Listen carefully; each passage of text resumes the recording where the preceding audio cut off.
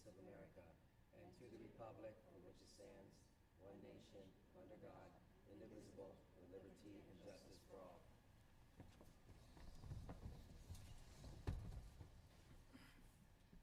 Is there a motion to approve the agenda? So moved. Is there a second? Second. Call for the vote, please.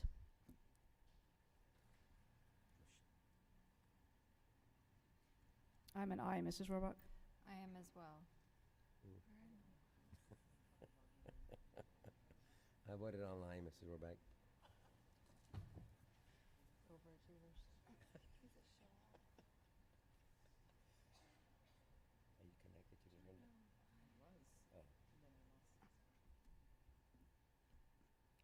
Motion carries 5-0. All right, our first item, we have MUHSD Colony Link Crew Showcase. Mrs. Euchre.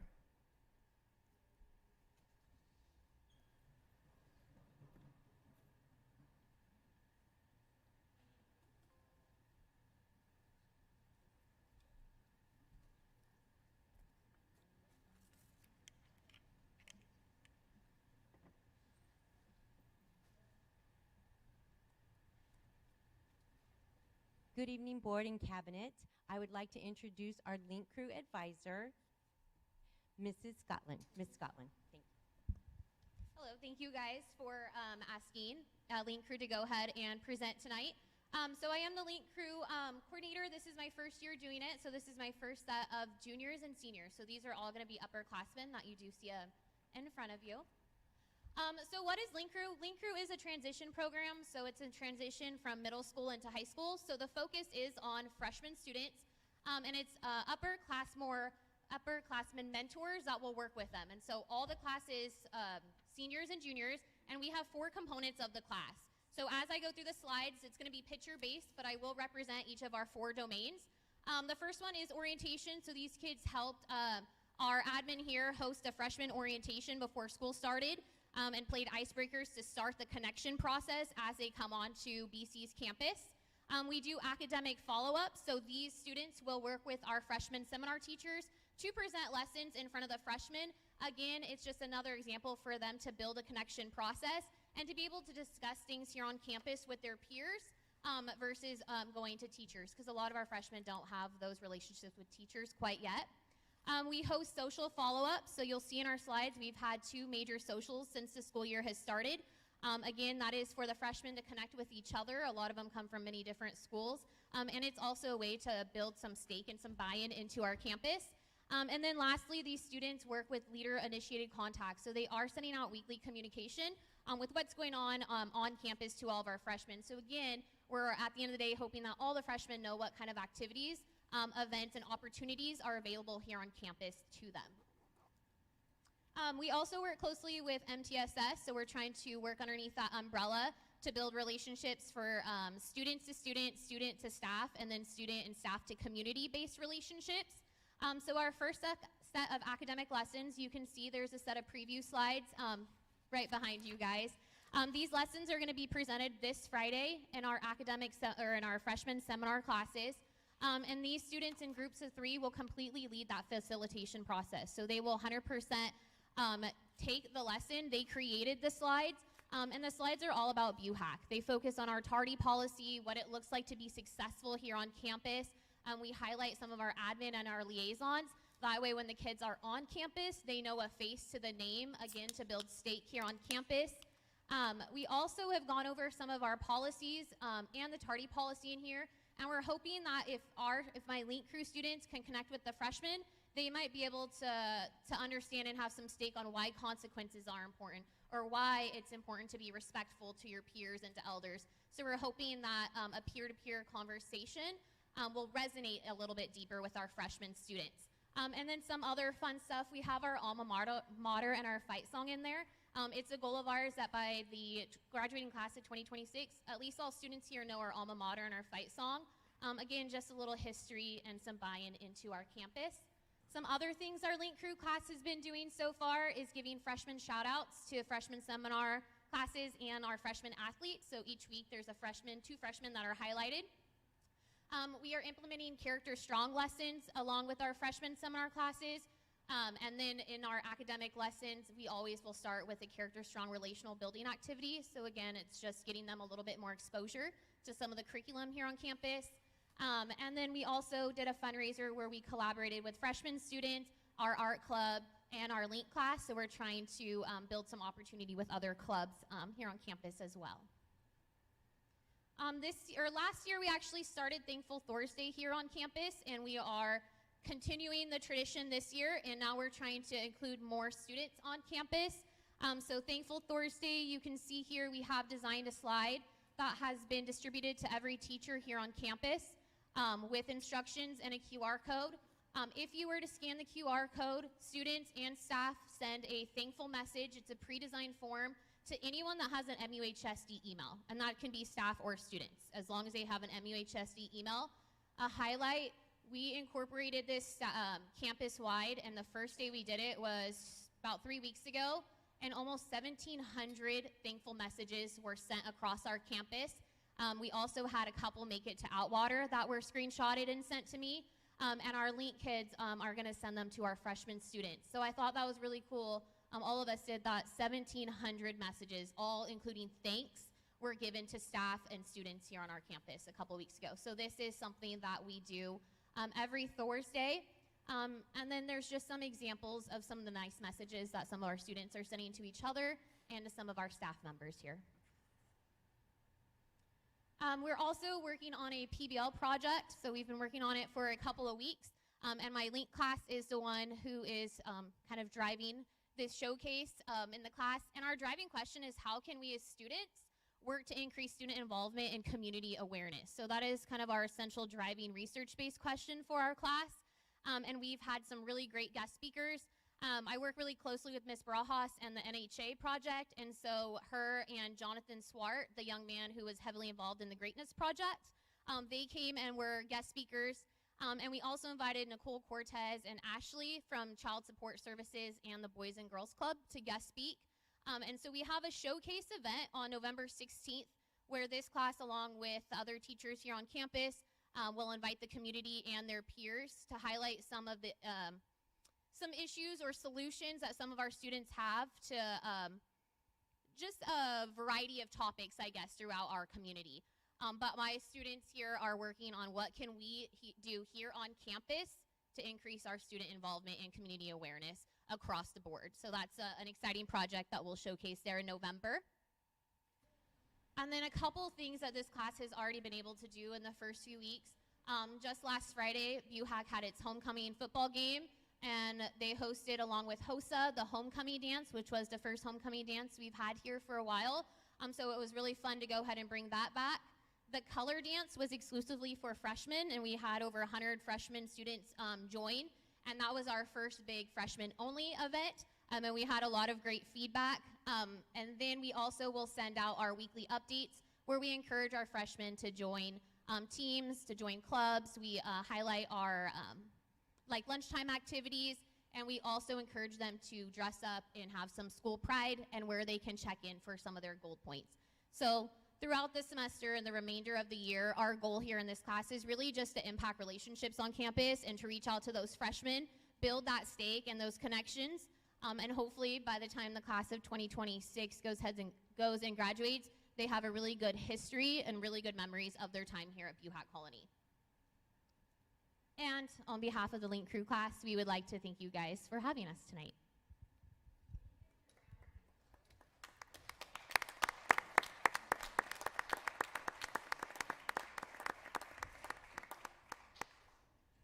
All right, with that, Link is going to go ahead and take their exit, but once again, thank you guys for having us. Thank you very much. Thank you all.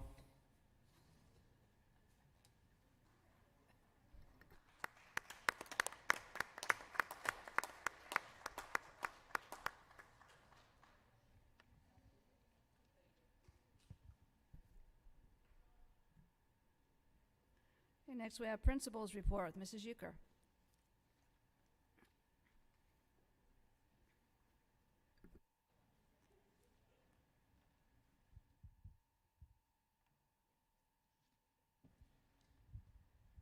Boy, she's a tough act to follow, but I learned one thing a long time ago: surround yourself with greatness, and I can surely attest to the greatness of Mrs. Snyder. So we couldn't have timed this better because the Link Crew really is everything that we hope to be with MTSS. They are our first layer in the MTSS multi-tiered system of support is our Link Crew. Because what they do is they speak to our branding and they speak to Character Strong and they speak to social emotional learning and they speak to Nurtured Heart, and they do it all by connections and building relationships. So if you look at your pumpkins that you have on your table, those are your gift for the month of October. But if you pull out what's inside there, this is Buhat Colony High School's branding. This is everything that we teach and that we speak to. The Link Crew, what she left out is at the beginning of the year, the Link Crew are the students who go into the classrooms and teach lessons about our branding, what it means to be Buhat Colony, to be community and career ready. This did not begin with me. It began the year before I started here at Buhat Colony High School with another principal and with a group called Inflection. Dr. Aguilar brought that to the district. He brought it to Buhat Colony. They ran with it, and they created this branding. What we did was we put it out in front of everybody and said, this is who we are. And then we taught our students that, and if you ask our student what it means to be BC, they can answer that what it means. And this is what we speak to, which is our branding, being community and career ready, the 4 C's, making sure that we can answer the questions when asked, what it means to be Buhat Colony. So when you look at this MTSS pyramid, that's nothing new. I started in this profession 35 years ago. I had the pyramid. I'm sure some of you who started then had the pyramid as well. But I finally know what it is. And that first layer means everyone is going to receive that same intervention, everyone on campus, so that we are all finally moving in the right direction.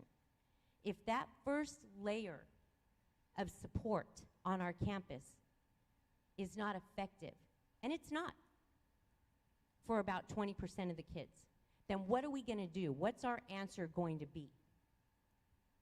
And that's where this superintendent goal number 4, MTSS, comes into play, because we realize there was a time when that first layer hit about 95% of the kids, and it really did. Most of you up there were probably teaching at that time. But now we're dealing with a lot more. We're dealing with trauma. We're dealing with loss. We're dealing with a pandemic. So how are we going to answer to that? What are we going to do? And that's why this superintendent goal is so important, and it's one that we take very, very seriously. So if I can click on, oops, sorry. Can you click on that where it says click there on number 2? Okay. On the, yeah, click right on the 2. Is it going to go through? Can you click on the bottom? No? No. Go back. It won't let you click on that. Go back. On the 1? No? Okay, go on the next one. So at Buhat Colony High School, our Tier 1 intervention is hard to explain by myself. So what I did was I gave each of one of you a handout that's on your in front of you, and I think Character Strong does a really good job of explaining what a Tier 1 intervention is, and this is something that we have school-wide, and we started last year.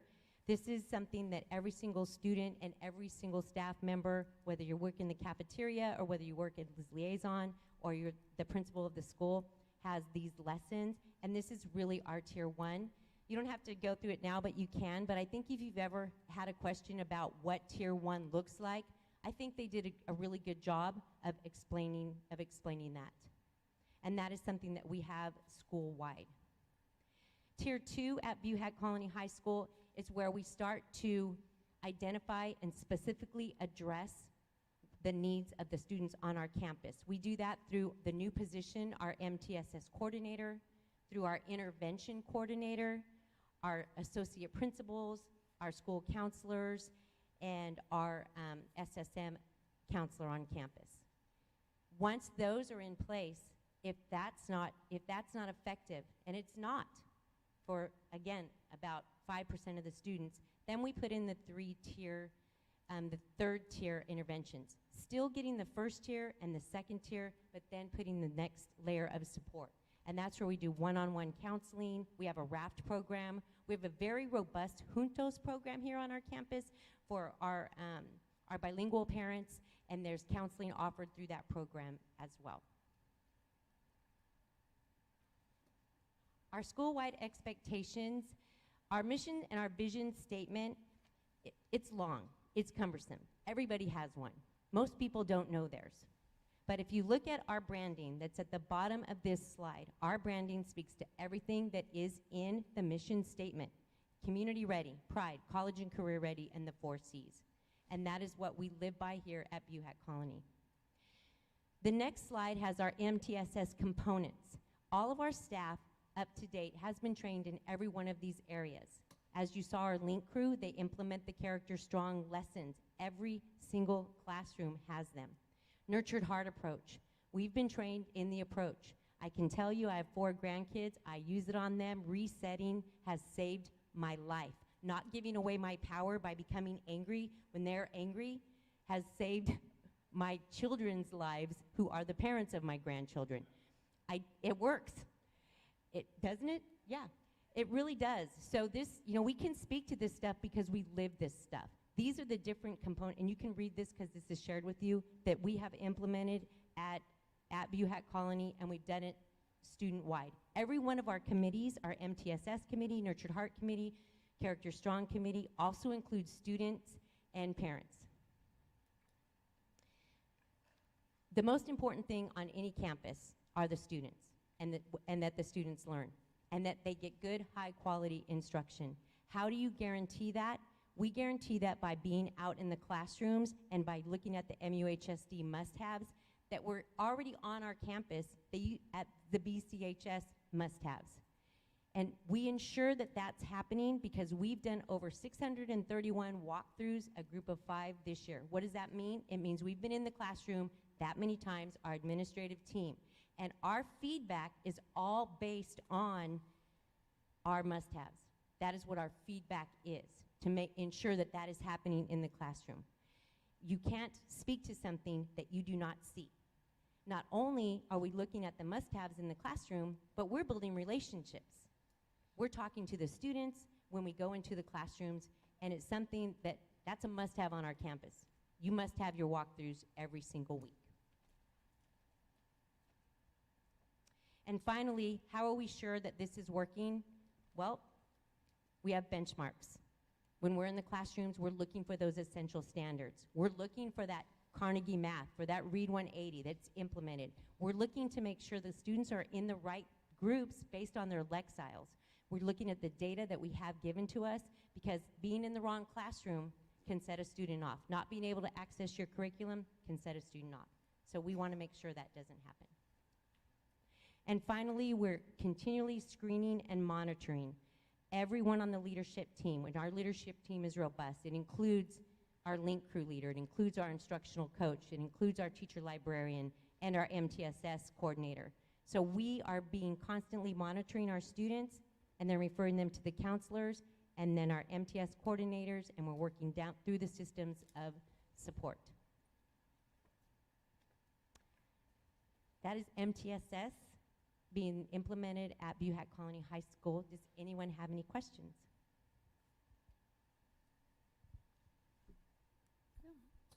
No questions? All right, thank you No. so much. Thank you, Mrs. Yucker. Okay, next we have a general public comment period, and we do have a few speaker cards. First we have Mr. Newton.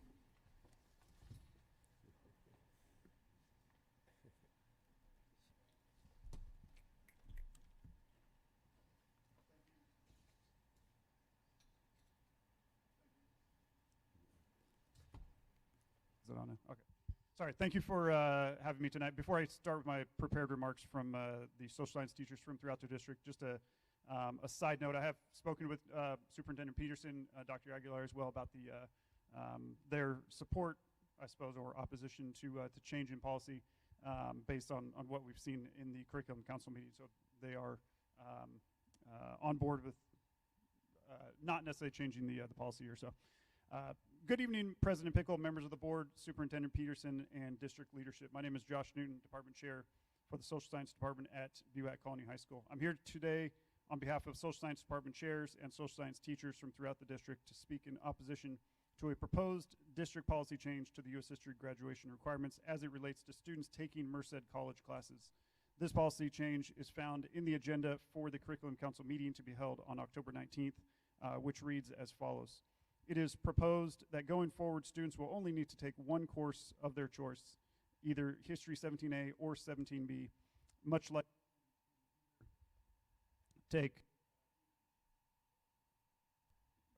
can take either Econ 1 or Econ 2 to meet graduation requirements. Currently, students must take both History 17A and 17B at MUHSD College to meet the high school graduation requirements. The new policy being proposed would change this requirement, allowing students to choose to take either History 17A or 17B, not both. This policy, which is in opposition to the California state standards for United States history, may make it easier for students to meet their graduation requirement, but from a history perspective, this policy is very short-sighted. If we allow this policy to change, our students' knowledge of history will be placed in an either-or situation. Should our students learn about either the American Revolution, where our democracy began, or the Vietnam War, where protest often tested the limits of our rights to freedom of speech and protest, which is guaranteed by the First Amendment? Should they learn about the Indian Removal Act and the Trail of Tears, which led to thousands of Cherokee deaths during their forced relocation? Or should they learn about how Cesar Chavez led hundreds on his own 250-mile-long march in search of rights for farm workers? A march which on March 28th and 29th, 1966, traveled through Merced, Atwater, and Livingston, building a legacy for the agricultural history of the communities we serve. Should they learn about Sacagawea or Rosa Parks, George Washington or Teddy Roosevelt, the Boston Massacre or the Kent State shooting? Because with this new policy change, it will be either or, not both. We ask then, as members of the social science departments throughout the district, that this proposed policy not be implemented. We must consider what is best for students. We must allow them the chance to learn about the important issues that have shaped and continue to impact the history of the United States. Thank you for your time. Thank you, Mr. Newton. Next speaker is Jalissa.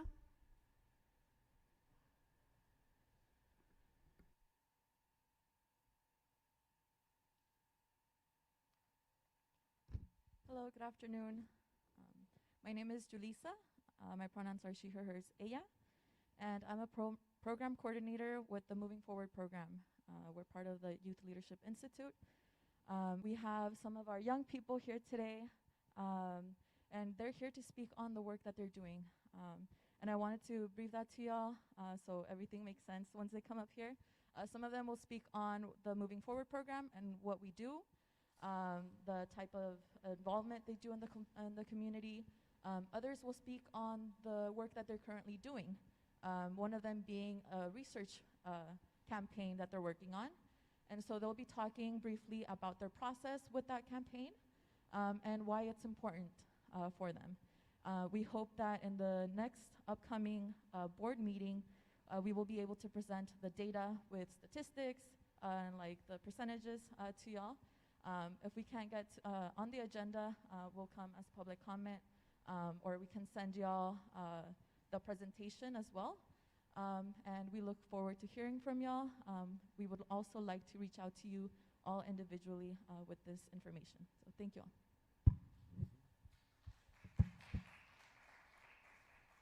Thank you. Next speaker is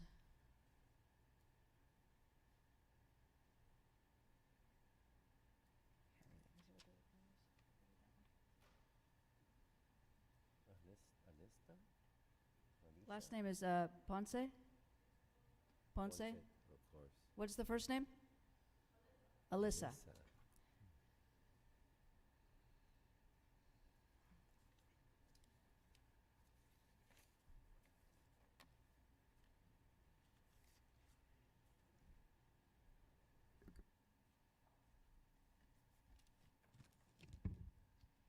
I just wanted to say thank you for wanting to hear me out today.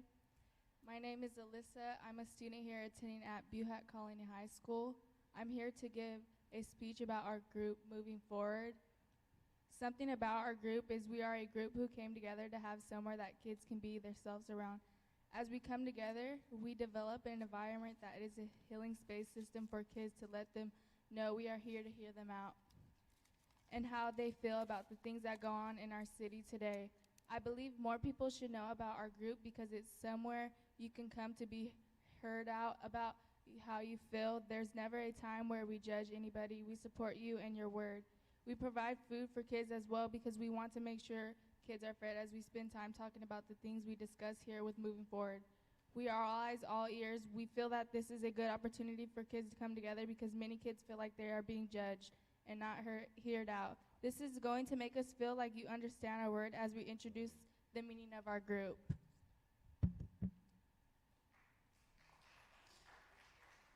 Thank you. Next speaker is Carlos.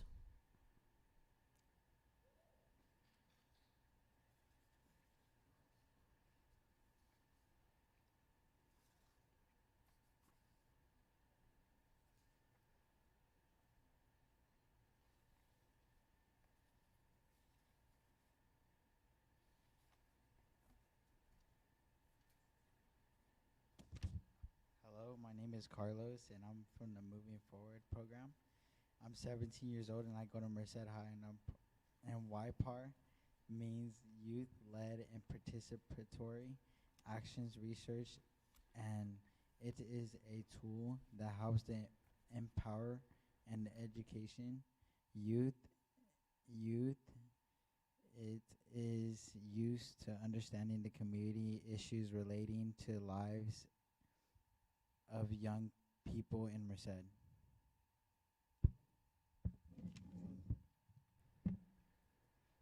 Thank you, Carlos. Next speaker is Minnie.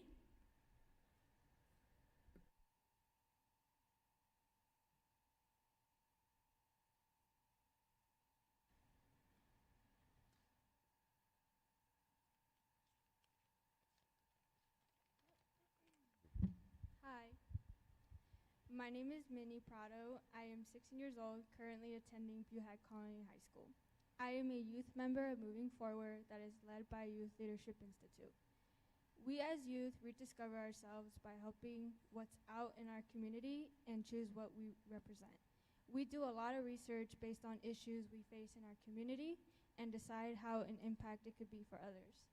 As part of our groups, we bring community leaders to come teach us about leadership skills and also share their experiences through workshops. We have ceremonies that connects us with our ancestors and within ourselves as well. We had an opportunity to create media, which was a zine, like magazine, that talked about what does having an intimate relationship mean to a person, how to give gratitude, what is a warrior, etc. I, on the other hand, was given the chance to write about a celebration that I was able to experience and how I can encourage others to go. As a youth member, I'm given the privilege to have leadership skills and also be independent with the help of my fellow well-respected coordinators. Thank you very much. Thank you, Minnie. Next speaker is Jesse Ornelas.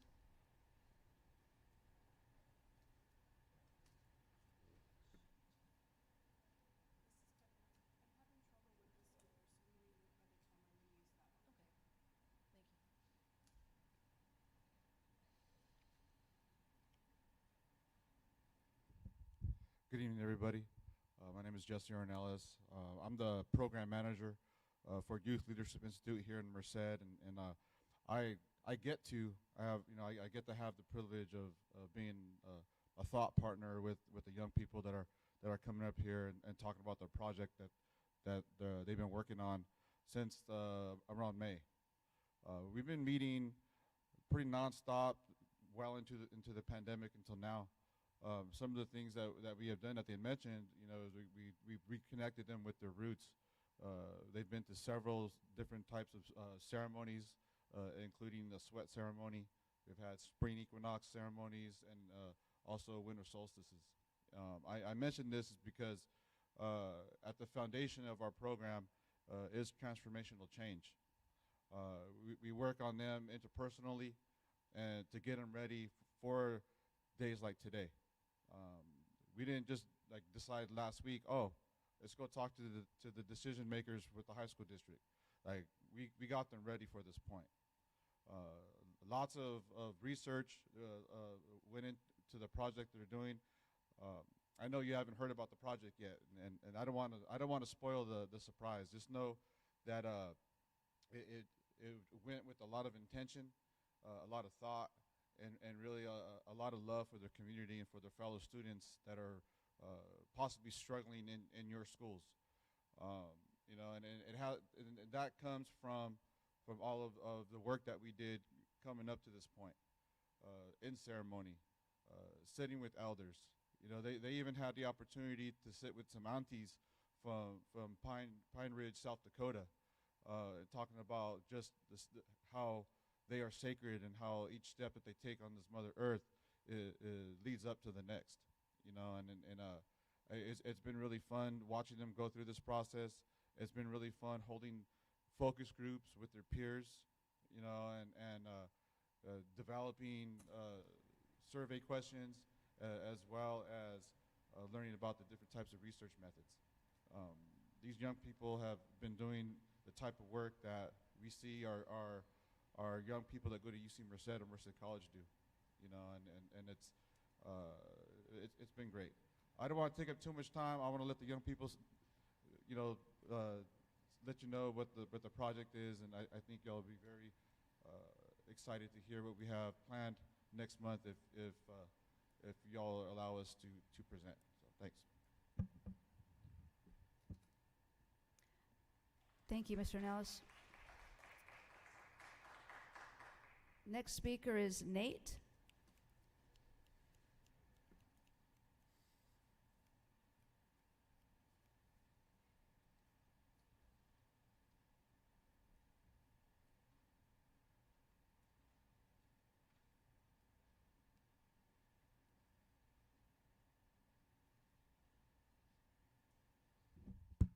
Hi, my name is Nate, and I'm a part of the Moving Forward program. I'm 15 years old, and I go to Merced High School. As a part of our Moving Forward program, we're conducting youth-led research on the uses of cannabis in our schools, including Merced High School, El Capitan High School, Buhack Colony High School. Our intent with the data gathered is to obtain reasons why young people resort to substance use, to know the repercussions of such uses at school, and to collectively figure out alternatives to suspension, expulsion, and the criminalization of young people. We have gathered both qualitative and quantitative data for our research through a focus group and a school survey. The focus group consisted of 10 young people from Merced High, Buhack Colony High School, and El Capitan High School. For the school survey, we surveyed 49 young people that attend El Capitan High School, Buhack Colony High School, and Merced High. Thank you.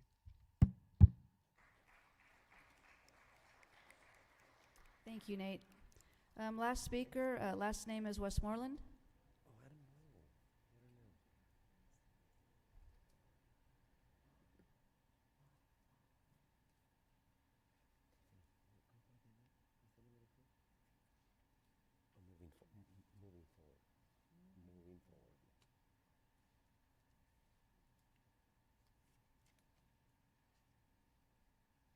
Hello, my name is Audrey Nicole Westmoreland. I'm a student here at Buhack Colony High School. I'm 17 years old, and my pronouns are she, they. This is important to be able to fix the amount of students that do weed. It is also really important for us to know why our other young peers do drugs like weed. They don't do it just to do it. There is a story behind the use of the drug. Knowing why young people do weed is important because if we know why, then we can better help them find better outlets. We can support our other young peers research-wise. This really helps with our research with this topic. Now that we know why and how many young students do or want to do drugs, we can use this information to provide better support and learn better ways to deal with the students when they get caught.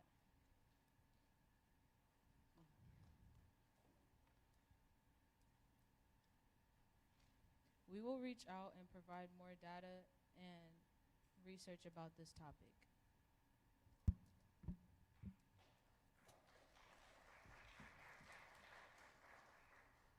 Thank you. Thank you all for your comments.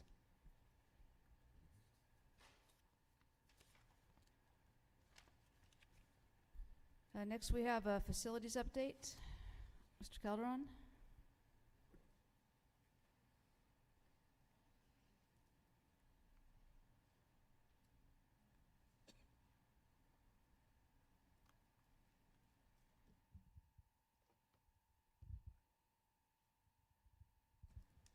Thank you, President Pickle. Board members, it's my pleasure to give you the latest update on what we're doing in facilities. We've got about 5 projects en route to completion, and then another 6 that I'm going to talk about to the board that are going to get started shortly. The first one, what do I push?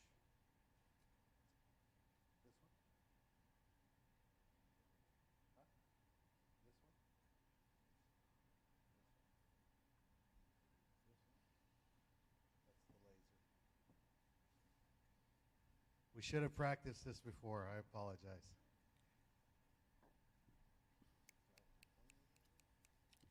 Can you advance it, Mike?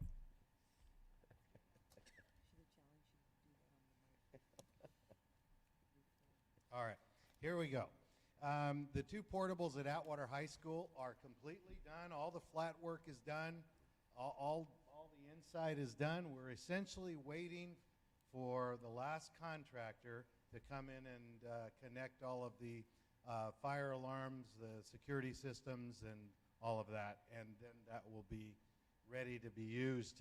We expect that to happen by October 31st.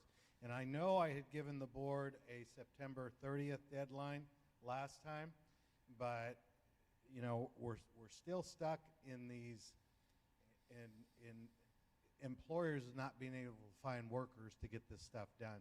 So we've been delayed tremendously, at least in this project and the next one. The next one are the Golden Valley portables. There's 4 of them, and again, they are basically ready to go. We are just waiting on the contractor to come in and get all the final connections, and then that campus will be able to use those facilities. The next project is the softball diamond at Golden Valley. I think they've worked all the underground, they've completed all the underground work, and hopefully soon you'll be seeing a dugout starting to come out at the bottom right picture. That will be a dugout there, and it will be surrounded by some beautiful flat work all around that facility. It'll make it pretty much the best in the district. So we're pleased, and that has a completion date of December 31st. The next facility is at Livingston High School, and if you look at it today, it looks kind of like this. They have started to wrap the building in preparation for stucco. You would also find on the inside that they've already done all the rough electrical, plumbing, the I-Tech, and the ventilation, HVAC. And that they've done some sheetrock now. So we're also looking for the December 31st timeline on that, and that looks to be on schedule. So in the next couple of weeks, you're going to begin to see something that looks much more like a finished building. And then the last one, the last big project that we're currently working on is the El Capitan brick project. Again, if you happen to drive by, you will see new brick going up on G Street, and that building is the E building. Hopefully they will finish adhering the brick by the end of the month, and then they will start working, I believe, either on the theater or the gym, and then they will open up a new path of travel for the students. Site administration is working closely with a contractor to make sure that that they make the sacrifices instead of our students making sacrifices. The last of the demo has been completed. They are probably over vacation going to remove the rest of the red guard. That's difficult to remove with students there, students and staff there. So they'll wait for a break, possibly Thanksgiving, to finish removing the red guard. And then they fix the stucco and everything's ready for brick adherence. And please stop me anytime that you have questions on any of these projects. All right, so that's the last of the current projects that are underway.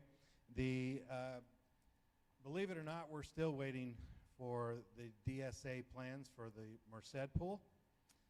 We've received the Atwater plans, and we worked on the request for qualifications, the RFQs, from four prospective bidders. But we want to try to do these things concurrently, so we're still waiting for that those DSA plans. The other two projects that are... Sorry, Ralph, why are we waiting? Why do we care about doing them concurrently? They seem to be tied up with a particular shade structure that's unique to Merced. So I'm not sure why they're so hung up on that particular portion of it. Why are we having Atwater wait? Why not proceed? Well,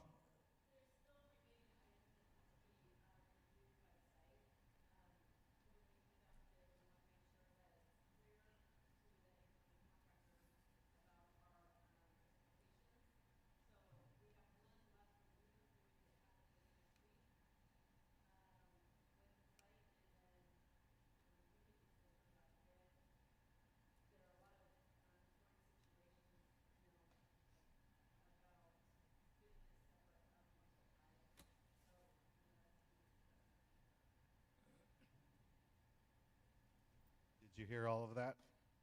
I think so. So are you hopeful that you would bid them together and get some synergies? Is that? Okay. Yeah, there's pros and cons to bidding things together. There's less of a mobilization charge. There's less of a, the ability to buy more rebar together, and hopefully at a...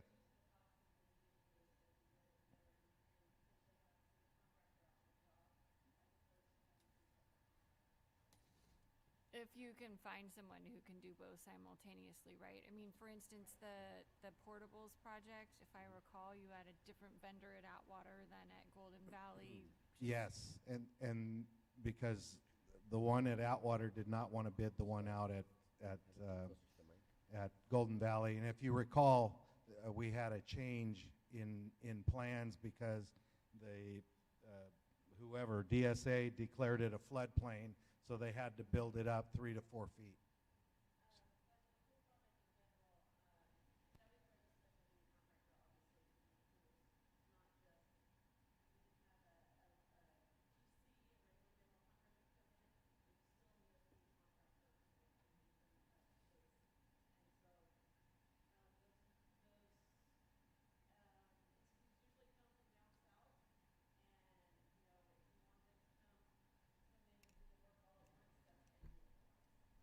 Melissa, can you come down to the mic, please?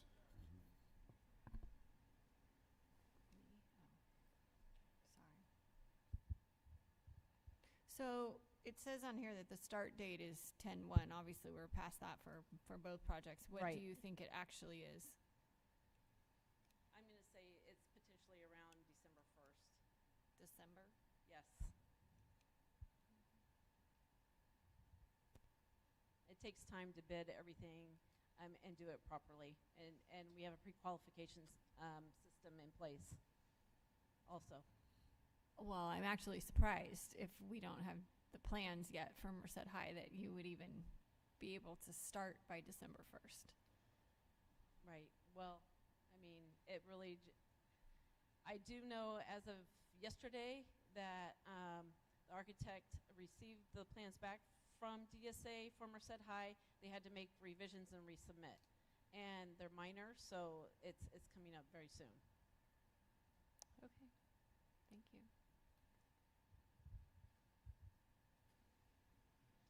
All right, so we're doing our best to get it done as soon as possible because there are things in the pipeline that we'd like to get accomplished in the next 2 to 3 years. As far as Atwater and Golden Valley, the lifespan of the turf has it's time. It's time to replace the turf at Atwater, and it's also time to replace the turf at Golden Valley High School. I'll be bringing you more specific. Actually, I think there's renderings of possible. Is there? Could you advance that?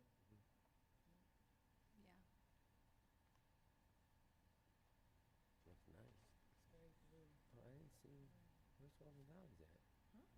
I don't have that one. Yes. You have this. Yeah, you have that one, right? Was that the last slide? Oh, no, that's Ours probably has it. both. No, there it is at the bottom. There it is. All right. So during the action portion of the agenda, I will bring you a couple of renderings. That's one of them there of the possible Atwater turf. And then the next slide would be the Golden Valley turf. And again, those are action items later on in the agenda.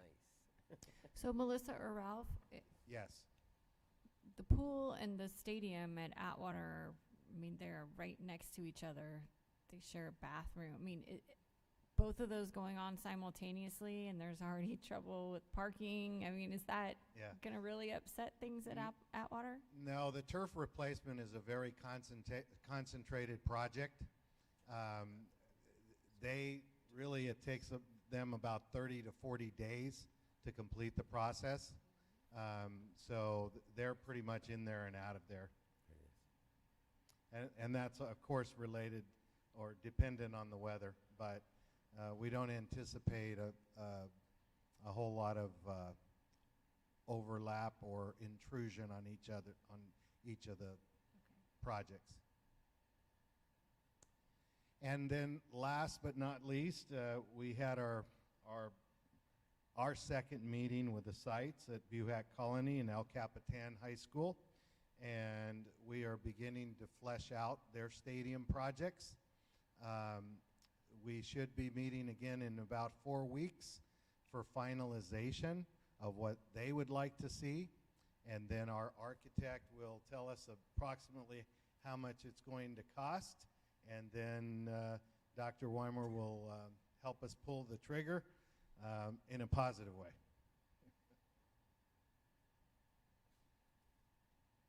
And as we move on from the current projects, more projects will come on board in conceptual phases and then planning phases and then actual doing them. Questions? Where are the teachers and students now who are moving into the portables? As far as Golden Valley had not reached, and I hope I'm speaking correctly, but Golden Valley had not yet reached their capacity where they were absolutely going to rely on those portables. And I believe the same is true at Atwater, where we made room for them to use, or I'm sure some teachers have had to share space. Both sites are growing, and bottom line is we can't wait year to year. So this is just planning for the future. I'm sure they will find, one or two of them useful as soon as they're done.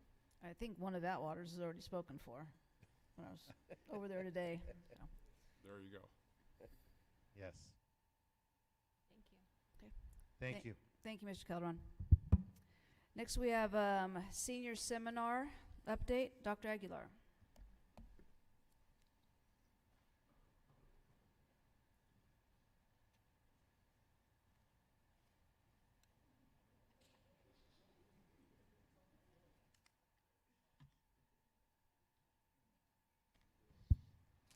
Yes, thank you, President Pickle. Here tonight, we've got three awesome teachers, one who could not be here tonight, Ms. Crystal Angel, but I'd like to introduce Art Doucette, Jennifer Nordman, and Val Pierre Dire. And they are going to talk to you about our senior seminar class, also known as Adulting. Before I hand it off to them, they have been given 5 questions to go through and answer. They're going to give you their perspective. But ultimately, our motto and our branding that Ms. Euchre talked about today is making learning relevant for all of our students. So this is one way that we align and we talk the talk to ensure that our seniors, in this case, are getting a relevant education. So with that, I'm going to hand it over to Mr. Dire. Thank you for giving us the opportunity to come here and speak about this awesome class. So it's essentially, as I call it, Adulting 101. It's an amazing class, and one of the first 5 questions that we were given, we're going to kind of go through them all together here. But I chose to teach this class when I first heard about it last year and even the years before, because I believe that students are not prepared for actual real-life situations after they graduate. Our whole education system, all the way from the national level to the state to even local, doesn't prepare them for, it prepares them for an educational future, but not necessarily like real-life situational future. And I wanted to be part of that solution. I don't like to hear excuses. I want to be part of a solution to the actual problem, and I feel like this class is actually doing that. All right, so hi, thank you all for listening to us. So basically for me, my love of math led me to get a degree in finance, and then as I was out in finance, I just saw all these people who were struggling, living paycheck to paycheck every day, and they just couldn't get a balance. And so when Mr. Jolly approached me with this class, I jumped at the idea to be able to help students, because I want to help them to learn to balance their health, their wealth, and their family, and that's really what made me want to teach this class. Thank you. I'm Art. How are you guys doing tonight? So the reason I chose to pick this class, I teach chemistry, biology, forensics, I do all science geeky stuff. But I feel like this is the class that really why I got into teaching for, is how to get kids going in their adult life. We do all this investment in them for 12 years, and then you kick them to the road. This is a class for me that I feel like, even we're over at East Campus, when I was at Sequoia, I felt like even the sophomore and freshman could use that. So we were talking to you about it, Mr. Lopez, a couple times. It's just a really important class. So that's why I'm passionate about it. I feel lucky to work with this team. So I'll turn it back to you. All right, so we were asked this, how are the students actually receiving this class? And we all took some inventory, so I asked some of my students, but I've heard nothing but good reports from all the students and other staff members on campus as well. They seem to really, really enjoy this course and are really excited every day about new content. Okay, what are we doing today? Oh, can we do this? Oh, and they have all kinds of questions after class. It's a wonderful thing. And some of them are even saying this needs to be a required course for all seniors to take. And so I just asked them, I was like, give me some one-word responses as I go to the board. And it's like, hey, what's one word that you would say to describe this class? And here's some of the one they said. They said it was informative, cool, resourceful, interesting, and they said it was literally life-changing. And I was like, well, that's more than one word, but I'm going to let it slide. And for me, I actually took a survey, and you all should have a paper in front of you. It says, how has this class changed your life? Those are, that's student voice. I wanted to give them a voice. I wish I could have brought everybody, but I told them it was going to you. And so I was honest, transparent about it. But I think if you start to read those, you can tell that they're really starting to take their future seriously. They're opening bank accounts for the first time. They are saving that crucial $500. I want every one of them to have a $500 savings account when they head off out from graduation, just to handle those important things that will jump at them in life. And then they're empowering the power of reset and mindfulness in times of stress. So as a science teacher, you know what those boring classes are like. I saw that look, Ralph. It's tough with science. Man, I can't get these kids to leave my room. Like at the end of the period, they're like, they want to stay. I mean, I have a million questions, and I feel like this is the first time I've had kids, like, they're jumping at me with stuff, with enthusiasm, and that's rare. It really is. So I feel like this is hitting a niche that really needs to be moved on forward, and I won't go there past that. So my class is different a little bit at Outwater.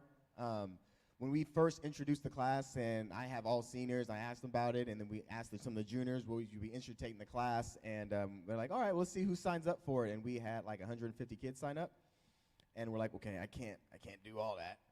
So we cut it all the way down, so we're at 71 right now at Outwater. So that's 3 separate periods. It's 71 students, and it's not 71 reluctant students. It's 71 excited students that are. They're like, and then I got students outside, has anybody dropped? Is there any way I can get in if they want to drop? It's all the time. And it's pretty balanced, but I have all seniors, it's a senior seminar, but it's a lot, but it's an amazing, amazing group. And so we definitely need to learn from you. But for our senior seminar at Livingston right now, what we have is 19 seniors. However, I have a lot of seniors who took my finance classes. I have 2 finance classes as well, which we deal with some of these same topics. And so we're really going to look to promote just this adulting class, though, next year. And the kids are really excited about it. So they're wanting to help us promote it for next year. That's what I feel like it's huge. And I can't say enough about they're all seniors.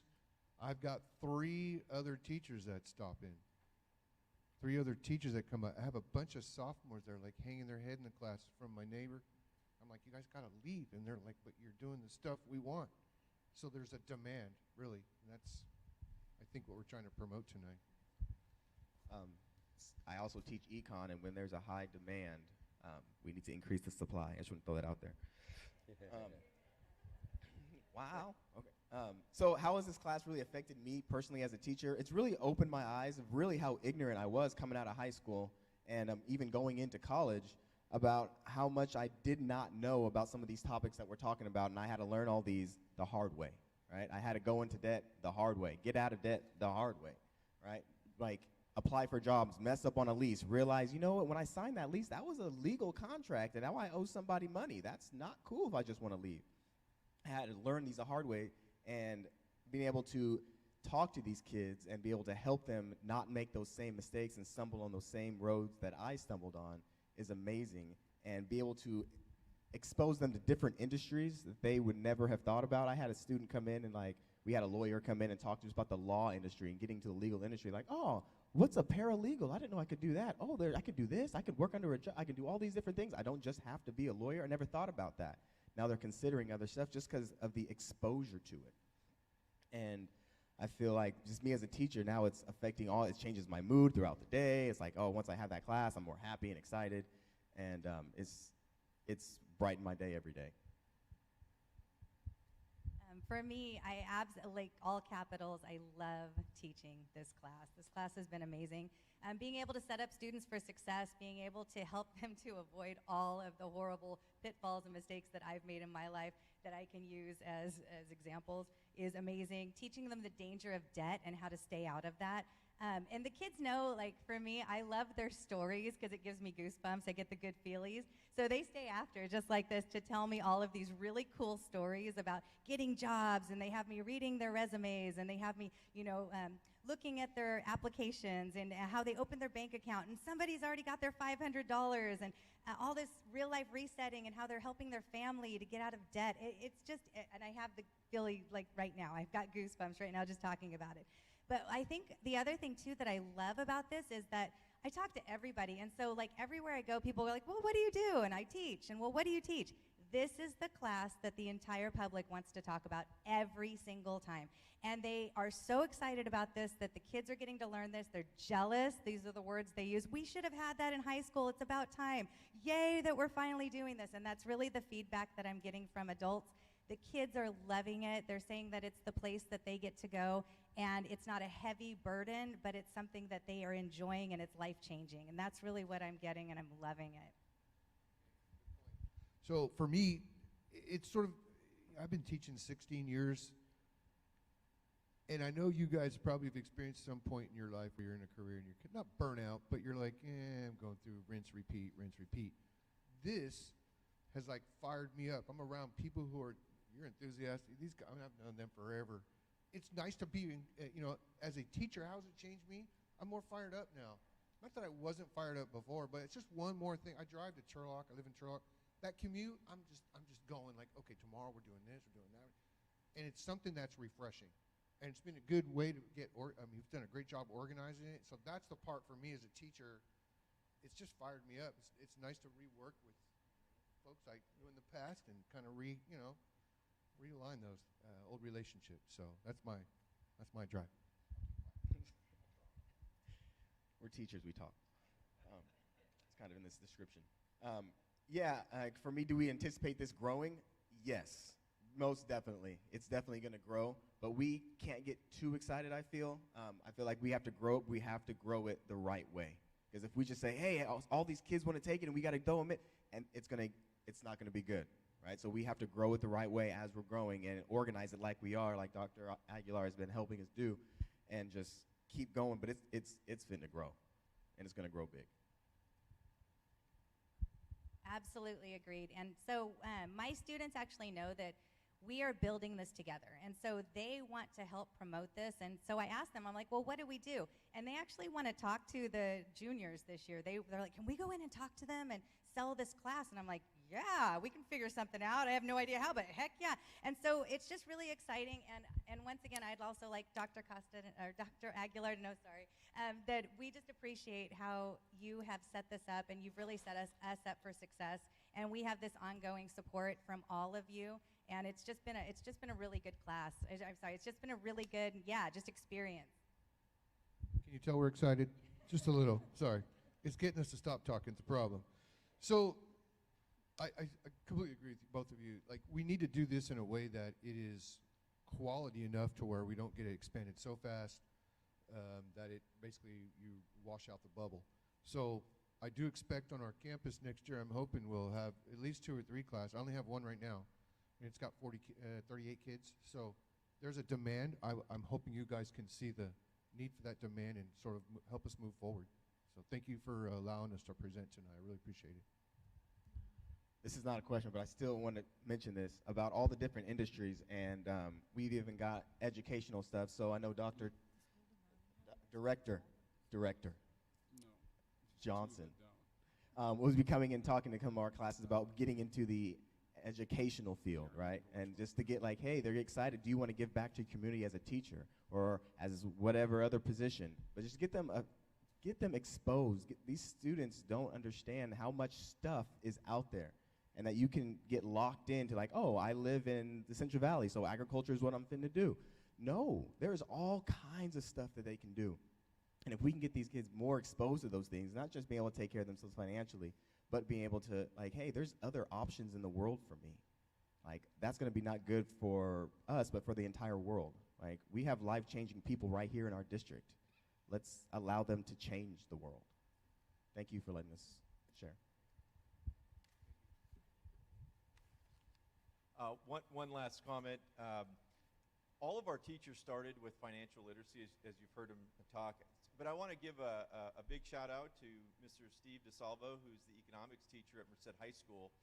He has spent years developing the curriculum that our senior seminar teachers are using right now, and done a tremendous job. And it's just one great example and illustration of empowering teachers, getting them together, collaborating, and making this thing work.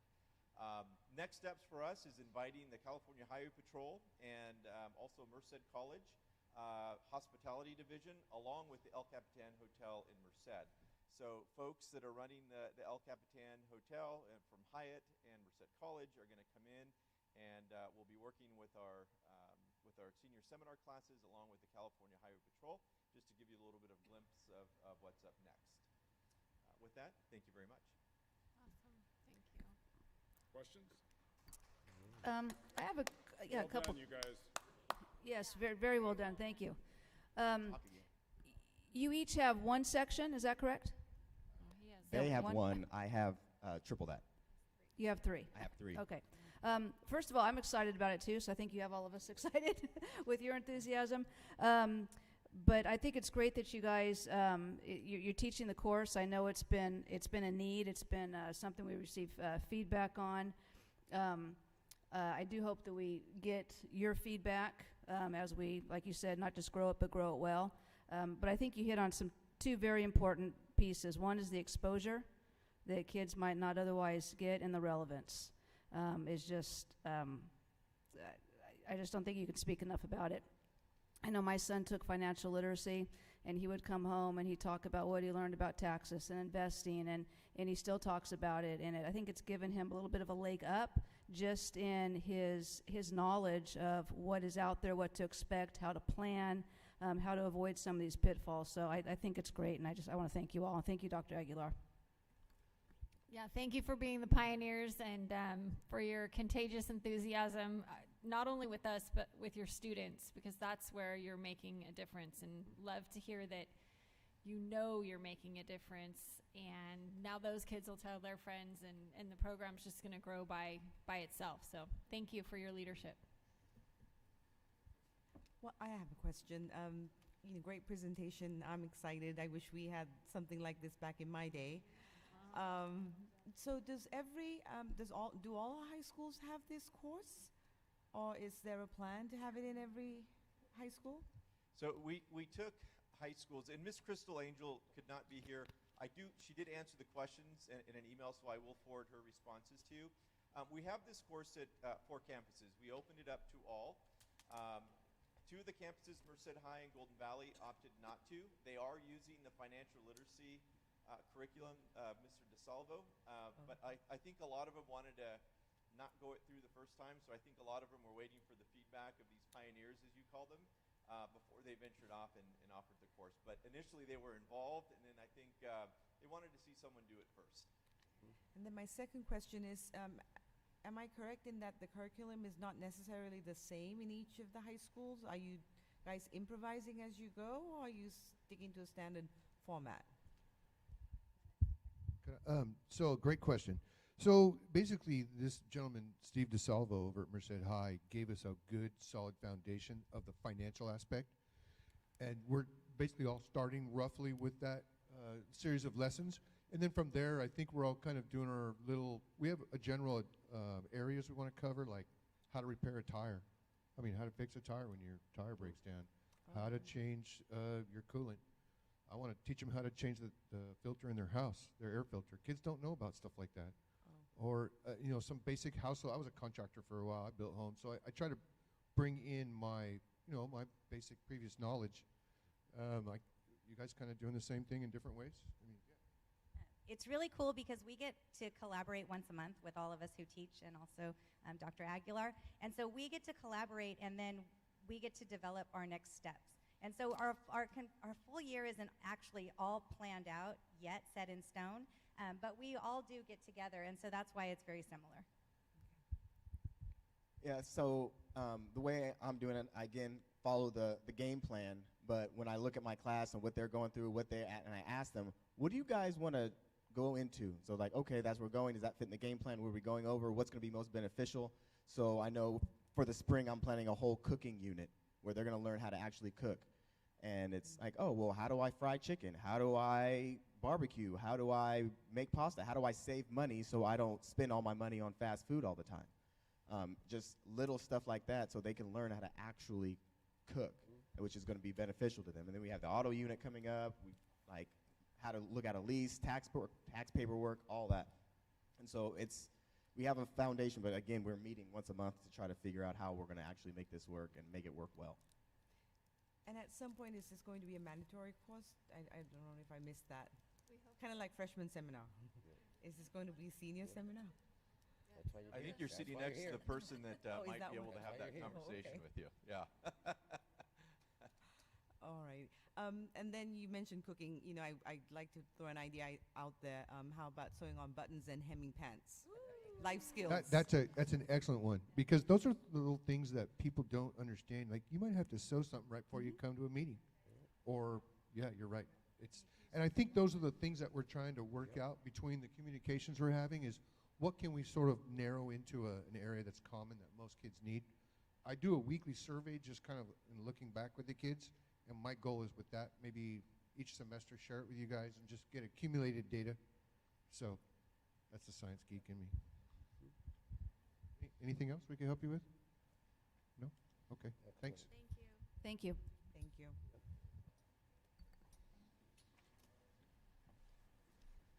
All right, next we have MUHSD and CSEA initial proposal for 22-23. Mrs. Ballinger.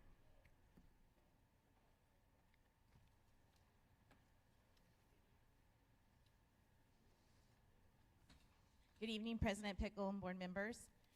The Education Employment Relations Act, EERA, requires the district and its bargaining units to sunshine their initial proposals prior to commencing negotiations. The sunshine process is described in Government Code Section 3547. The district is required to present its initial proposal at a public meeting to enable the public to become informed and have the opportunity to express public comment. Following such public comment, the governing board must adopt the district's initial proposal at a subsequent public meeting. The current contract between the district and CSEA will expire on June 30th, 2024. Please consider this sunshine of the identified interests of the MUHSD. Article 13, G1, Employment, Promotion, Classification, Probation, Assignment, and Transfer. MUHSD will propose new language pertaining to transfers. Article 14, Evaluation, Disciplinary Action, and Hearing, will propose an update to the current evaluation forms, so it matches the current contract language. Please consider this sunshine of the identified interests of CSEA. Article 7, Grievance Procedure, proposes to update the entire grievance procedure for clarity. And then Article 13, Employment, Promotion, Classification, Probation, Assignment, and Transfer, D, Transportation Assignments. CSEA proposes to add language from the expired MOU covering field trip guidelines.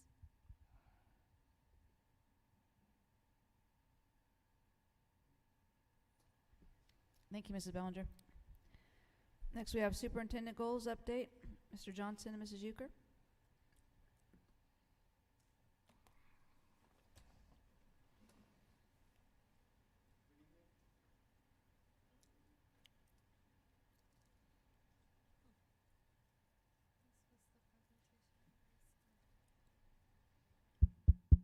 Green. Good evening. First of all, I would like to thank all the principals for their hard work that they're doing on MTSS. Thank you, Ms. Euchre, for talking a little bit about how BUHAC is implementing. Where we're at right now is all sites have submitted their plans, and they're hard at work. They're hard at work on the topics of high-quality instruction, school expectations, which is their maxims, which is who they are. And Jen always does a great job of making sure everybody knows who BUHAC is and what they stand for. Teaching academic behavior and SEL characteristics that lead to success, benchmarking, and screening and monitoring. So the one we're focusing on right now is screening and monitoring part. There are great conversations going on with counselors and psychologists and everybody who kind of deals in that realm. And we're being very specific about those conversations, which I really, really like. We're busy trying to fill in gaps that kids normally fall through, right, during a normal school year. So that focus is going on. We have our intervention coordinators, which is kind of born out of the MTSS. Each site has a person who is tasked with checking in with kids on a regular basis. Say a kid gets into an altercation or goes to UDA or DRC, these intervention coordinators, after they meet with the APs and maybe get a behavior support plan, regularly check in with these kids, right? And keeping in mind that these are teachers we just took out of the classroom, so I'm busy getting them professional development. We just trained with Dave Lockridge and ACE Overcomers about trauma-informed care. We did motivational interviewing, I think, with Reagan North. We're up next with mental health first aid, and then we're going to take a tour of the juvenile hall facility and try to build relationships with the probation department. So that group has seen they've had over 1,000 contacts. They've actually had more than that. We're working on our tagging in Aries. That's what we're still working on. So when I told them they had 1,000, they're like, hey, we got more than that. I'm like, you're not tagging it correctly. So we're working on that so we can kind of look at that stuff later. Next steps is keep refining the systems, keep implementing what we're doing this year, and keeping a keen eye on what we're going to need for Tier 2. So that's an update on MTSS. Do you have any questions?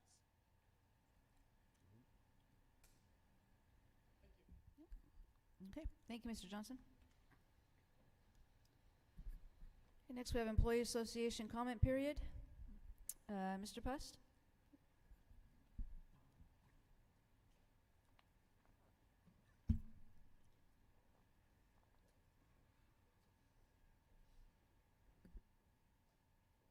I'd like to start with a question. I don't recall having sunshined anything for the next round of negotiations. Did I just hear that correctly, that I sunshined something? No, CSEA did. CSEA. Thank you very much. Let me start with a comment then. A year ago, I had a very severe concussion, and apparently I'm still recovering. President Pickle, Board Member Superintendent Peterson, and Cabinet, I'm going to make this short tonight and begin by first apologizing for not attending last month's board meeting. I had a random student come into my classroom and assault one of my students right in front of me as I was helping them. In the process of thwarting that assault, I suffered a small fracture in my hand, which clearly I did not need a cast for or any surgery. Everything's great. The district responded and the site completely appropriately, but I do apologize. But I did want to express the sentiment that I had intended to talk to you about last month. So last month, I wanted to express the appreciation the DTA has for the partnership that we have with this board and our district. In the past 3 years, we have jointly navigated the COVID pandemic. We've had meaningful discussions about how we can recover from the effects that this pandemic has had on our students.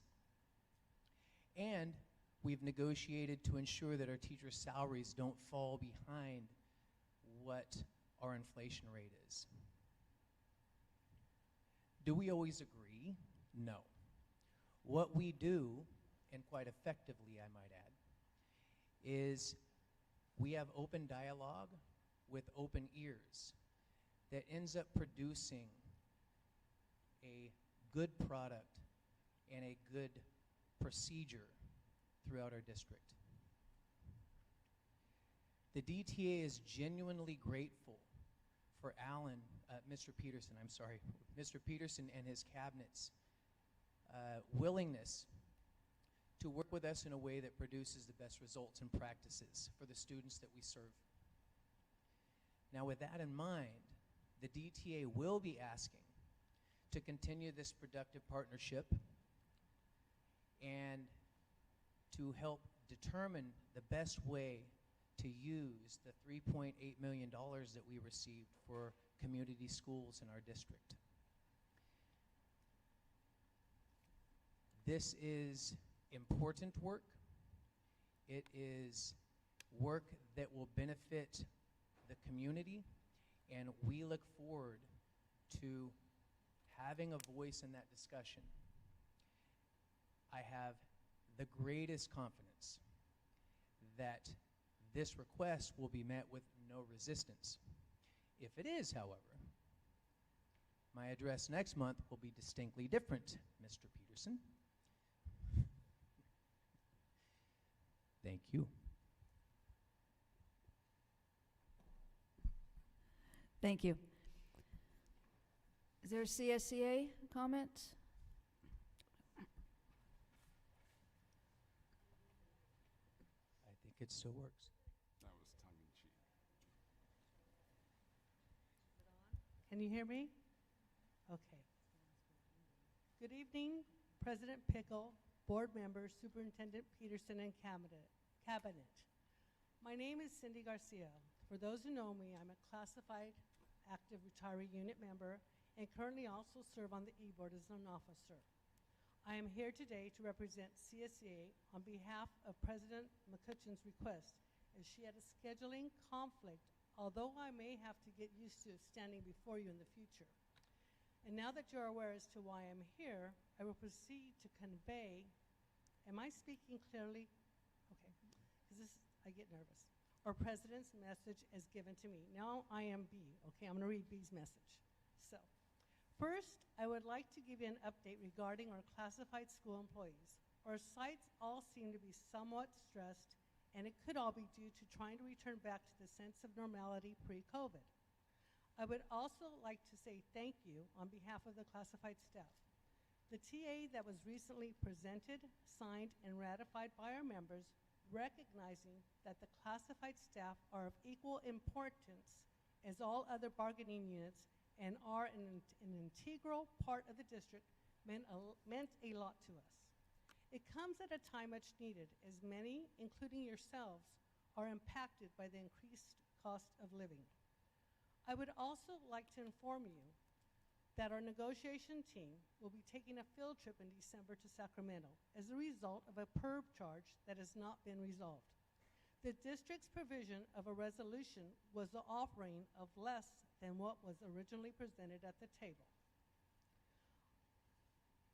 I would also like it to be placed on record our concerns about the Merced Union High School District Transportation Department. This has not been the first time we have expressed such and will continue to reiterate such until it is resolved. We seem to be losing many of our classified staff from that department with resignations and so on. It appears to be due to the current leadership of the department. We, CSEA, do not understand as to why no questions are being asked to rectify the ongoing problems. I would like to provide the following as an example. If I were to purchase a dairy cow to provide milk, and it doesn't produce milk the first month, I may give it a benefit of a doubt and try to see if by changing its feed to a higher quality grain, it will start to produce. I change its feed for a few months, and I give it extra care and consideration, yet it still does not produce milk. All this cow does is take up space and eat the feed. Now, I would think that at this point, I should get rid of the cow and buy another one that can produce the milk it was purchased for. I believe it is time to look at other options to assure an exemplary transportation department. Thank you, B. McCutcheon, CSEA President.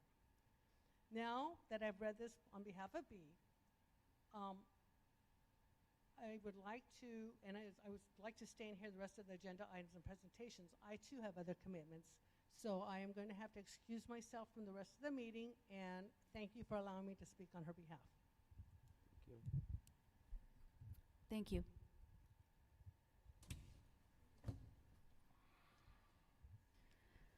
Okay, before we move on to the consent agenda, Mrs. Ham, do you want to read the donations, please?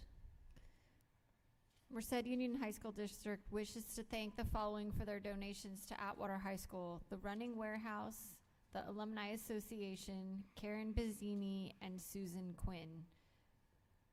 Additionally, the following donors to Livingston High School: Janet and Howard Gentry, the Quarterback Club of Livingston High, Vic and Sue's Kona Ice LLC, and A.V. Thomas Produce. We'd like to thank the Payson family for their donation to Merced High School, along with Cindy Ramirez and Alan Brooks.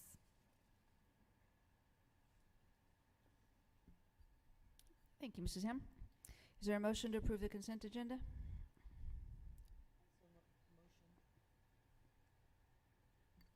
Okay. Is there a second? Second it. Okay, thank you. Any questions? No. Okay. Then we'll call for the vote then, please.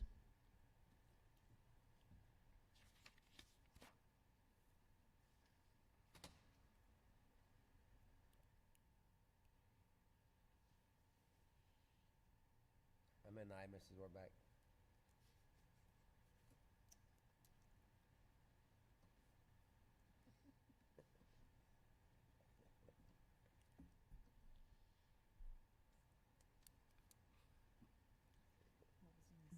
Okay, motion carries 4-0. First action item, we have the appointment of Aaron Ham to trustee Area 1, Amalia Jayasinga to trustee Area 4, and Richard Lopez to trustee Area 5. Dr. Weimer. The Merced County Registrar has officially notified us that 3 of the areas that are up for election this November only have one candidate who has filed and qualified for those spots. Per Ed Code, the governing board shall appoint the qualified persons at a meeting prior to the election, and then those members, along with anybody who is elected in the November election, would take their seats at the regular organizational meeting in December. So the superintendent recommends the board appoint Aaron Ham as trustee of Area 1, Amali Jasinga as trustee of Area 4, and Richard Lopez as trustee of Area 5. So moved. Is there a second? Second. Okay. And I don't suppose there are any questions from the 3 of you? Okay, we'll call for the vote then, please. That's funny.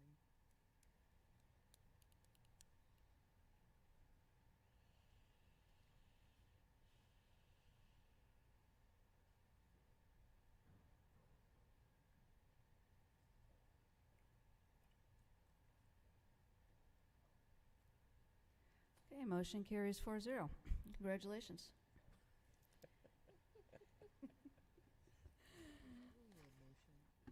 All right, next item we have CSCA Y-rated salary schedule. Mrs. Ballinger. On September 13th, 2022, CSEA ratified the attached settlement agreement between CSEA Chapter 252 and the Merced Union High School District to resolve the unfair labor practice charge the association filed with the Public Employment Relations Board against the district in case number SACE 3062E. With this agreement, a new Y-rated salary schedule was created, and it is also attached. The superintendent recommends the Board of Trustees approve the settlement agreement between CSEA Chapter 252 and the MUHSD and the CSEA Y-rated salary schedule.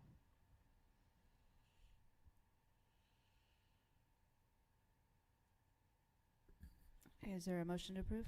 So moved. Is there a second? I second that. Any questions? Okay, we'll call for the vote then, please.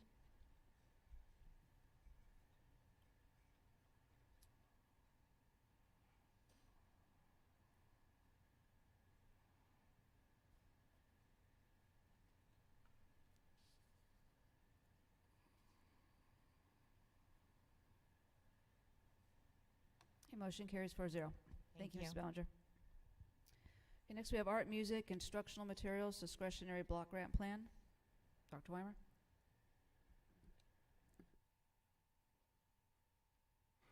Maybe.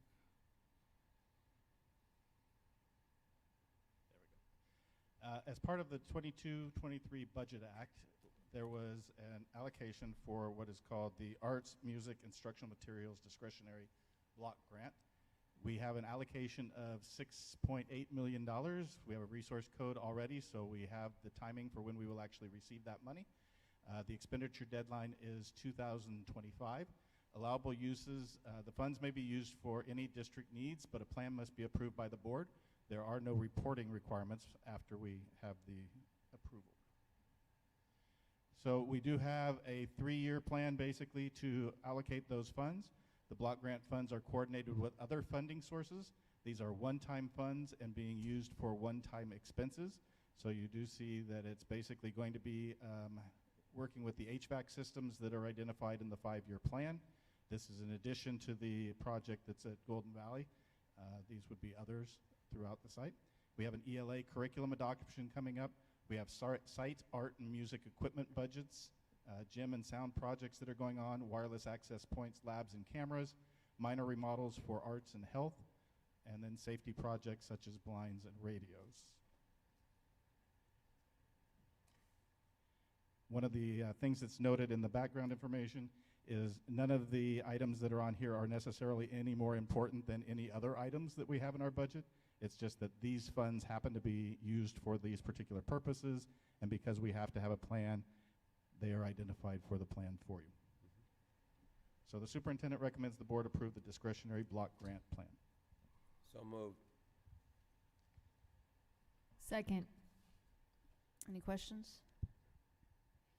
Okay, we'll call for the vote then, please.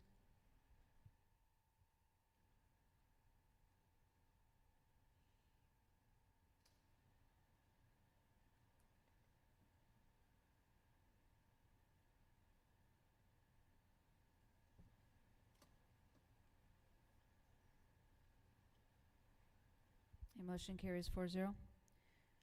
Next, we have educator effectiveness block grant update. Dr. Weimer? So the Educator Effectiveness Block Grant was previously approved, but this one does have reporting requirements that go with it.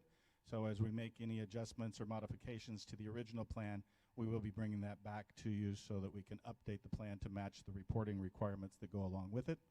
So we were allocated $2.4 million for this, and again, we have through 25-26 school year. The original plan was approved both in November and then the final approval in December. Reports annual data and expenditure reports before September 30th of each year.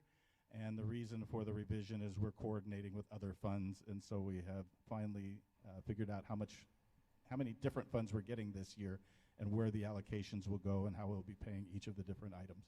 So the original plan is listed for you there. It had Summer Institute costs, Innovate Ed course costs, and then site-based offerings for professional development. And the updated in plan, the Innovate Ed and site-based offering costs will be split up, half of the salaries and benefits of 6 site instructional coaches and 20% of the salaries for 2 induction mentors. And so the personnel costs are listed there for you. And the Summer Institute would stay this as $442,000 split between the years 23, 24, and 25. So it's basically just a clarification and using personnel expenses that have been identified now. Superintendent recommends the board approve the update to the Educator Effectiveness Block Grant. Is there a motion to approve? So moved. Is there a second? I second that. Any questions? Okay, we'll call for the vote then, please.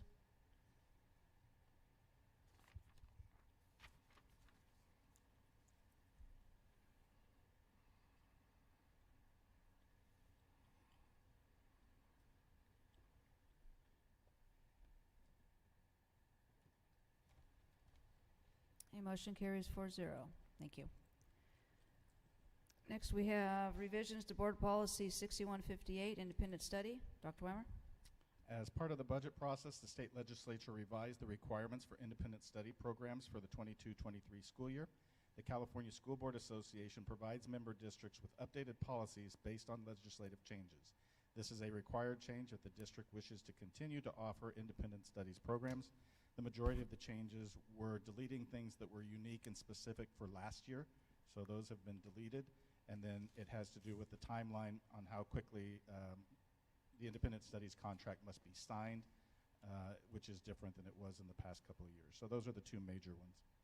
The superintendent brings before the Board of Trustees revisions to Board Policy 6158, Independent Study, for a first reading with the possibility of adoption, thereby waiving the second reading. I'll make a motion to approve and waive the second reading. Is there a second, or Aaron stepped out, but is anyone opposed to waiving? I can second that. I'll second that motion. Okay.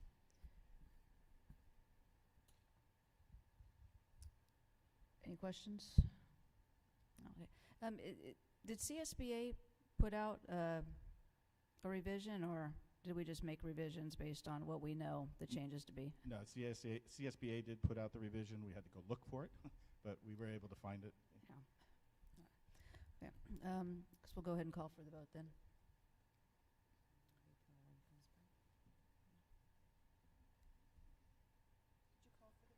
Yeah.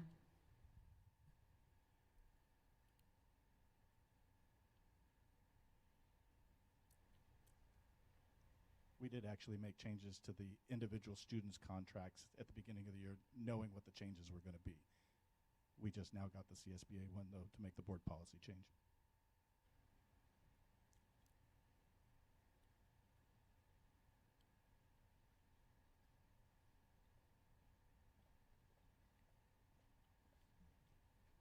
We're just voting on. I should have told you to just vote for me. Thank you. Do you have any questions on it? No? Okay. That's nice. Okay, motion carries 4-0. Next, we have award the CMAS contract for artificial turf replacement and track restoration at Atwater High School. Mr. Calderon. President Pickle, in May 2022, the district board approved the 5-year facilities master plan, which includes as part of the plan the replacement of the failing artificial turf at Atwater High School. And during the process of inspecting the turf, it was also determined that the all-weather track requires repair and restoration. The superintendent recommends the board approve the award under the CMAS contract for the artificial turf replacement and track restoration for Atwater High School.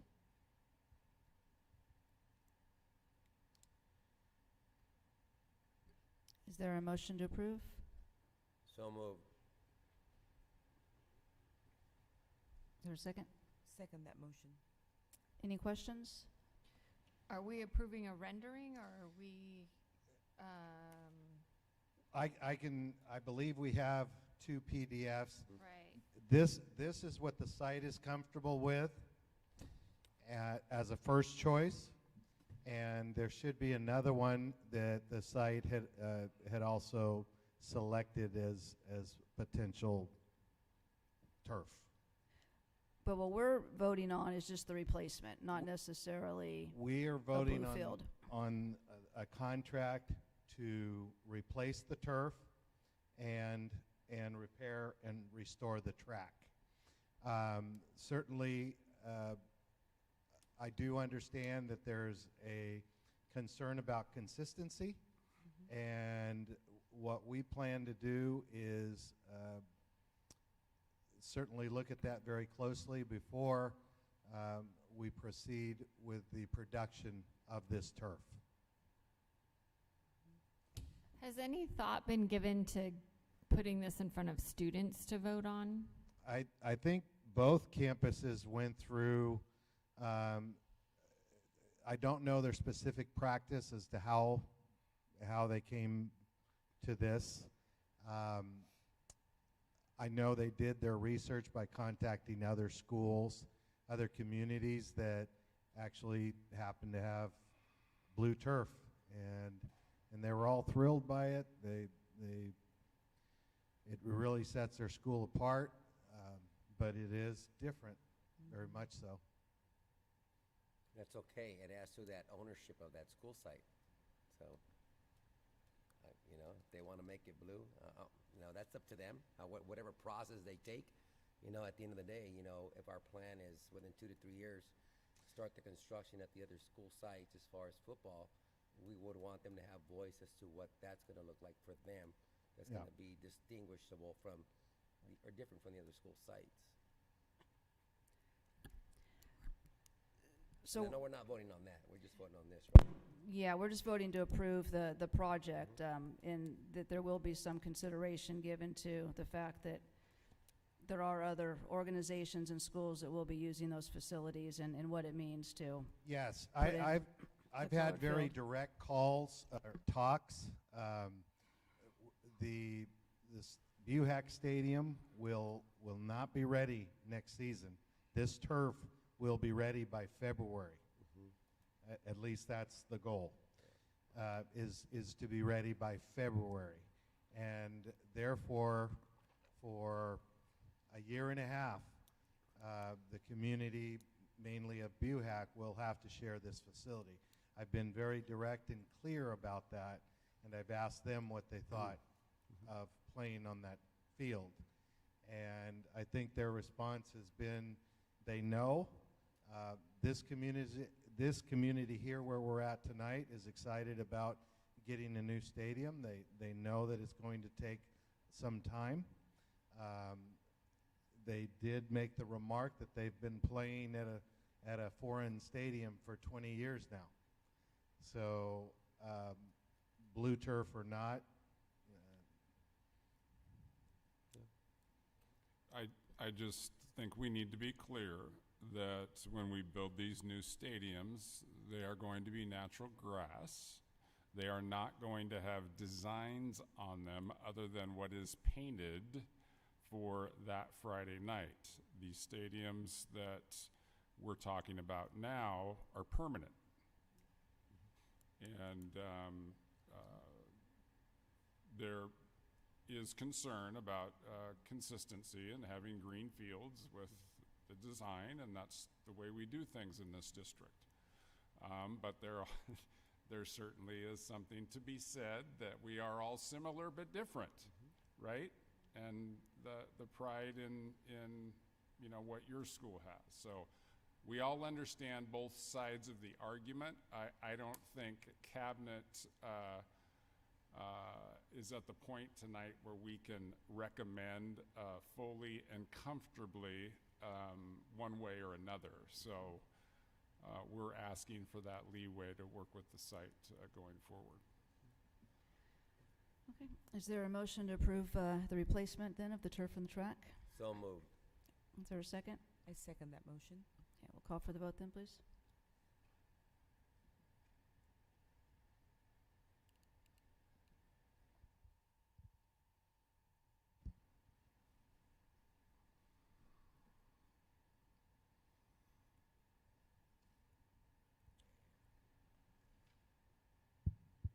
Okay, motion carries 4-0.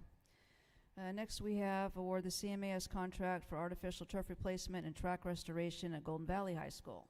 Mr. Cartwright. President Pickle, in May 2022, the district board approved the 5-year facilities master plan, which include as part of the plan the replacement of the failing artificial turf at Golden Valley High School. During the process of inspecting the turf, it was determined that the all-weather track also requires repair and restoration. The superintendent recommends the board approve and award the CMAS contract for artificial turf replacement and track restoration for Golden Valley High School. And there's a rendering behind you of what would potentially go into production once we make the final choice. So moved, Mrs. Pickle. Is there a second? I second that motion. Any questions? Okay, we'll call for the vote then, please.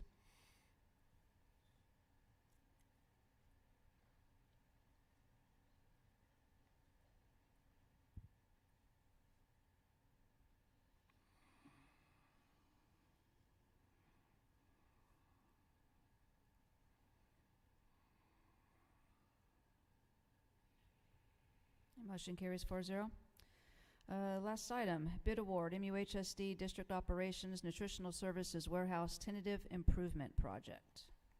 President Pickle, on October 7, 2022, Merced Union High School District opened bids for the MUHSD District Operations Nutritional Services Warehouse Tentative Improvement Project.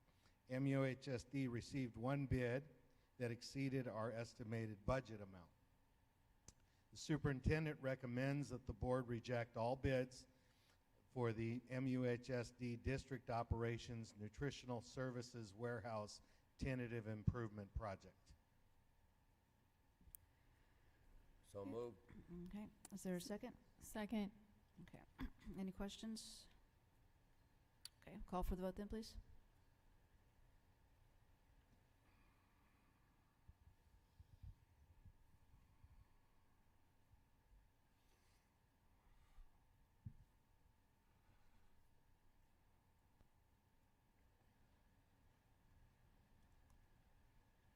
Okay, motion carries 4-0.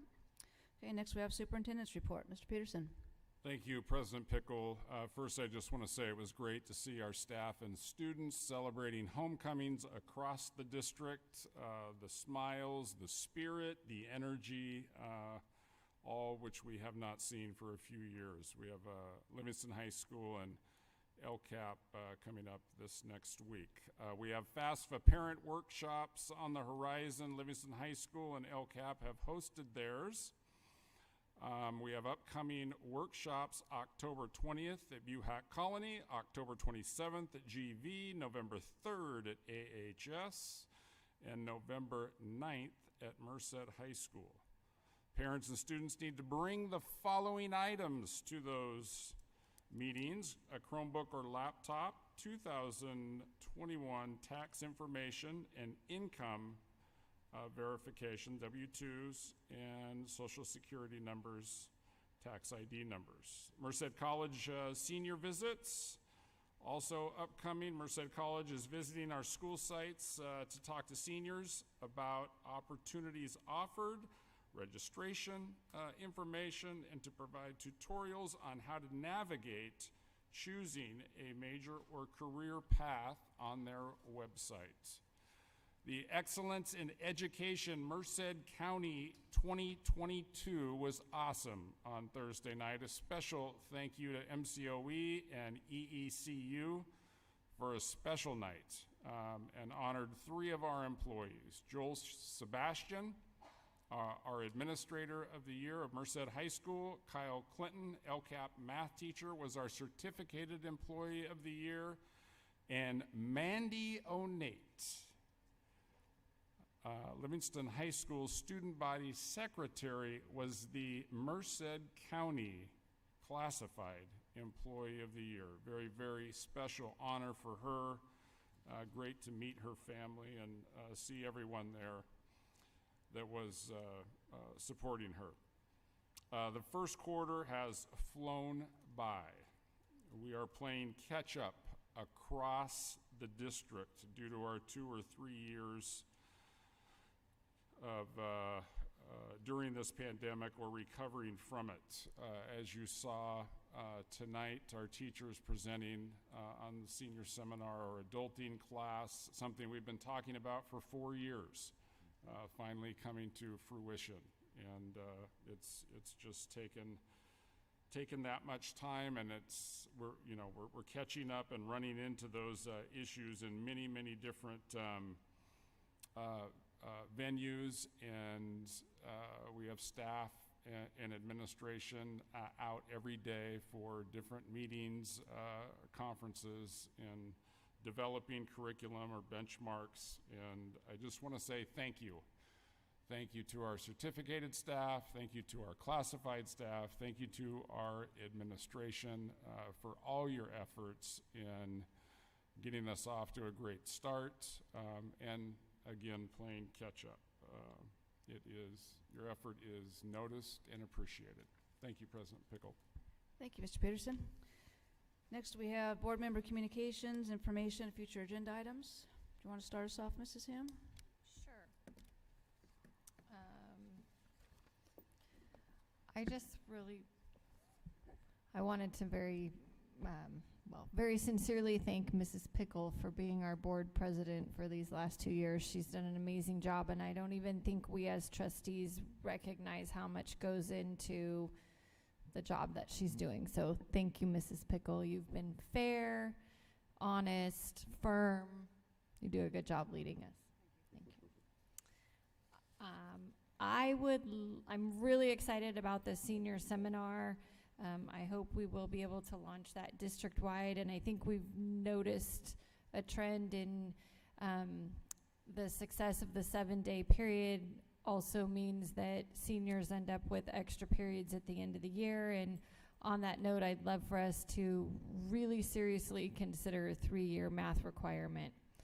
So I'm suggesting that be an agenda item moving forward. Thank you, Mrs. Ham, and thank you for the kind words. Mrs. Jayasinga?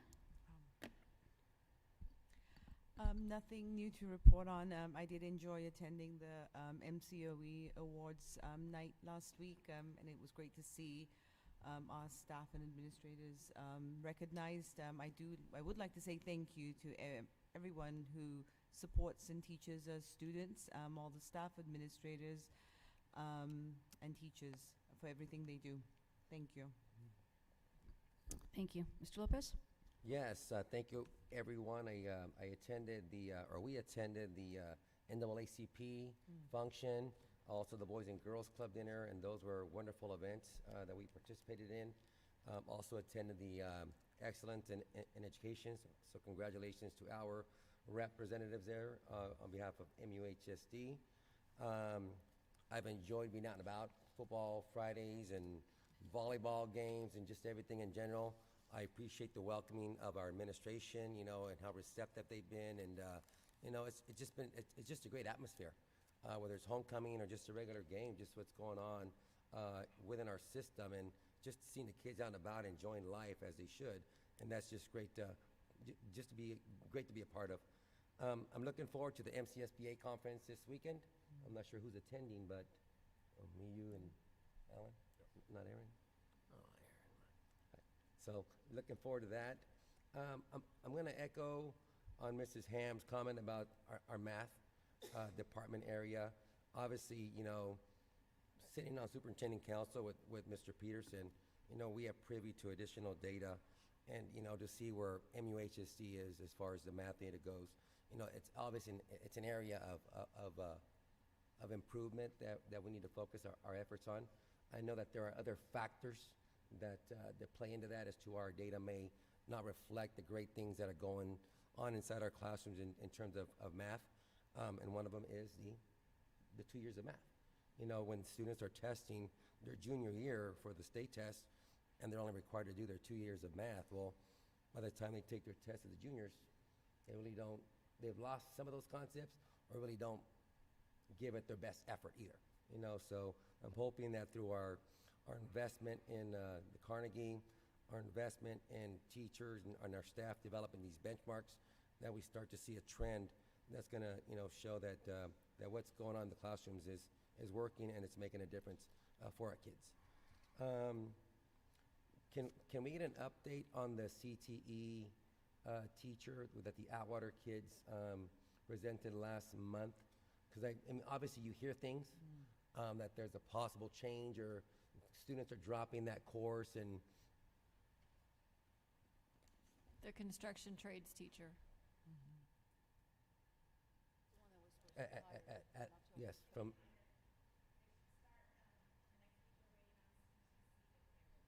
It's a credentialing issue. We're just waiting for them to, the credentialing office to finish up. The person has been hired. So in the meantime, is there truth to the fact that students are dropping that course because of the lack of a teacher? Oh, you don't know? Okay. I could follow up with you on that. Okay. All right. Thank you, sir. Other than that, I do appreciate the reports, and thank you, everyone, for the great job you're doing at MUHSD. And good luck, Tiffany. Thank you, Mr. Lopez. First, I'd like to congratulate my fellow board members on your appointment and your continued service. I would also like to congratulate Joel, Kyle, and Mandy on the recognition. Job well done.